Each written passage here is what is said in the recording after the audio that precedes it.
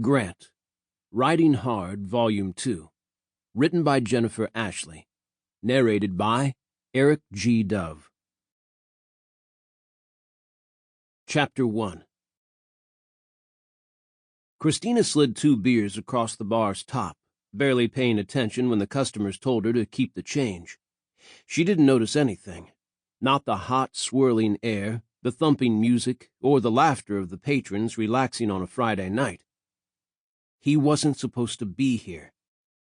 Grant Campbell strolled in, the cocky, arrogant, hotter-than-hell cowboy Christina had tried and failed to stop thinking about for the last year or so.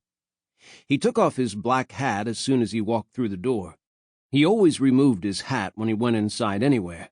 He was polite that way. He wore a button-down shirt, which was formal for a man who lived mostly in T-shirts, but tonight was a special occasion. His jeans stretched over thighs made tough with riding and stunt work, his walk graceful from the same. The dimmed lights brushed his dark hair, which in the sunlight had highlights of gold. He didn't come in alone. Grant was never alone. He'd have women with him, usually more than one. Tonight it was 3. 2 wore their hair long, 1 had cropped it short.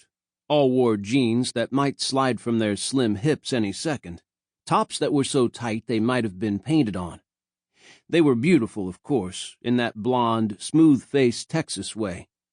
Why was it that every woman who followed Grant around was a walking cliché? Except Christina. She had black hair that curled and would never lie straight, a body with more cushioning than she liked, and her dad's nose.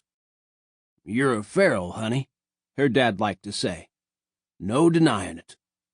He said it proudly because he loved her, but Christina had long ago realized she'd never be petite. The girls with Grant were shrimpy, skinny except for breasts that couldn't be real. No woman was a perfect right angle like that. The young women hung on him, fighting for which 2 would have his arms around them. Grant was grinning, the idiot, loving the attention.